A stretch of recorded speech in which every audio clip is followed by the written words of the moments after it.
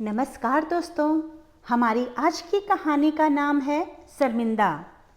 कड़ाके की सर्दी पड़ रही थी। चारों तरफ कोहरे की वजह से धुंध था और आज रविवार यानी छुट्टी का दिन था। इसीलिए निवेदिता ने पहले से ही प्लान कर रखा था कि आज छुट्टी वाले दिन पूरा आराम करेगी और रजाई में रहकर सर्दी का मजा लेगी कि तभी फ़ोन की घंटी बजी। फ़ोन की घंटी तो सुनी, मगर ठंड की वजह से रजाई में ही लेटी रही। उसके पति प्रकाश को आखिरकार उठना ही पड़ा। हाल में पड़े फ़ोन की घंटी बजते ही जा रही थी। इतनी सुबह कौन हो सकता है जो सोने भी नहीं देता। इसी चिड़चिड़ाहट में प्रकाश ने फ़ोन उठाया। हेलो, कौन? तभी दूसरी तरफ से आवाज़ आई, जिसे सुनकर प्रकाश की सारी नींद खुल गई और बोला, नमस्ते पापा।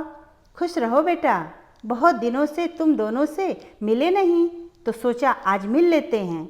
इसीलिए हम दोनों बस से आ रहे हैं। दोपहर का खाना साथ में खाकर हम शाम की बस से वापस लौट जाएंगे। ठीक है ना बेटा? कोई दिक्कत तो नहीं तुम दोनों को? कोई दिक्कत नहीं पापा, मैं बस स्टेशन पर आपको लेने आ जाऊंगा। फ़ोन रखकर वापस कमरे में आकर उसने निवेदिता को बताया कि मम्मी पापा 11 बजे की बस से आ रहे हैं और दोपहर का खाना हमारे साथ ही खाएंगे। रजाई में घुसी निवेदिता का पारा एकदम हाई हो गया। यहाँ तो संडे को भी आराम नहीं, ढंग से सोने को भी नहीं मिलता। अब सबके लिए खाना बनाओ, पूरी नौकरानी बना दिया है। अगर खाना बाहर से मंगा लो तो अलग से ही ड्रामा शुरू हो जाएगा कि बाहर का खाना पचता ही नहीं है। तो ये है तो वो है। गुस्से से उठी और बाथरूम में घुस गई। प्रकाश एकटक उसे देखता ही रह गया। जब वो बाहर आई तो प्रकाश ने पूछा, क्या बनाओगी खाने में? गुस्से से भरी निवेदिता ने तुनक के जवाब दिया, सोच रही हूँ कि आज अपना सिर ही बनाकर खिला दूंगी। प्रकाश चुप रहा और मुस्कुराता हुआ तैयार होने लगा। स्टेशन जो जाना था। थोड़ी देर बाद गुस्से से भरी निवेदिता को बोलकर कि वो मम्मी पापा को लेने स्टेशन जा रहा है और वो घर से निकल गया। निवेदिता गुस्से में बड़बड़ाते हुए खाना बना रही थी। दाल सब्जी में नमक मसाले ठीक हैं या नहीं की परवाह किए बिना बस कलछी चलाए जा रही थी। कच्चा पक्का खाना बना बेमन से पराठे सेकने लगी, तो कोई कच्चा तो कोई जला हुआ। आखिर उसने सब कुछ खत्म किया और नहाने चली गई।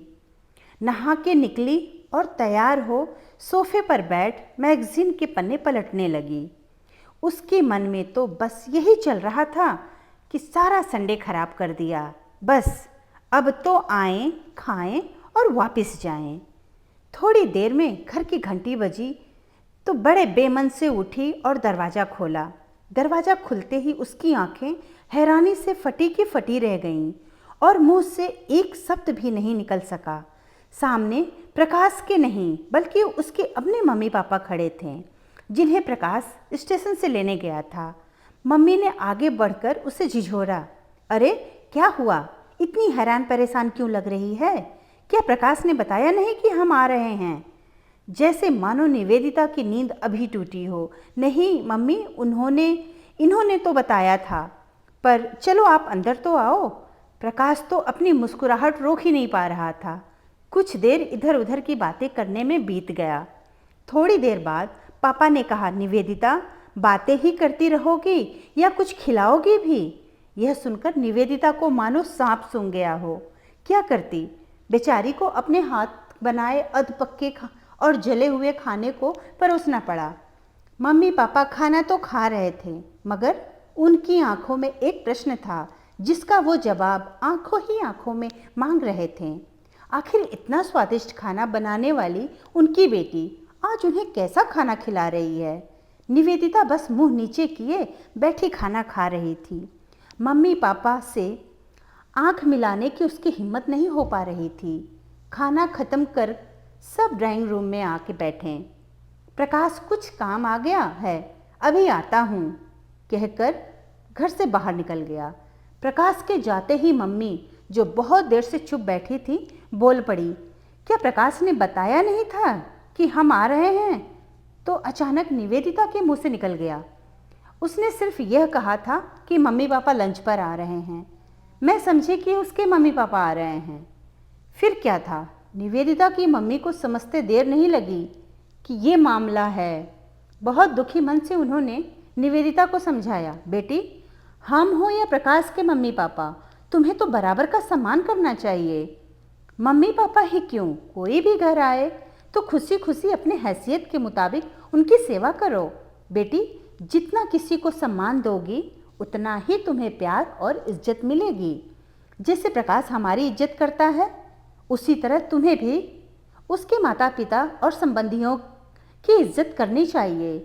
रिश्ता कोई भी हो, हमारा या उसका, कभी फर्क नहीं करना। अपनी माँ से इतनी बातें सुनकर निवेदिता की आंखों में आंसू आ गए और अपने को शर्मिंदा महसूस कर उसने मम्मी से माफ़ी मांगी और वचन दिया कि आज के बाद फिर ऐसा कभी नहीं करेगी।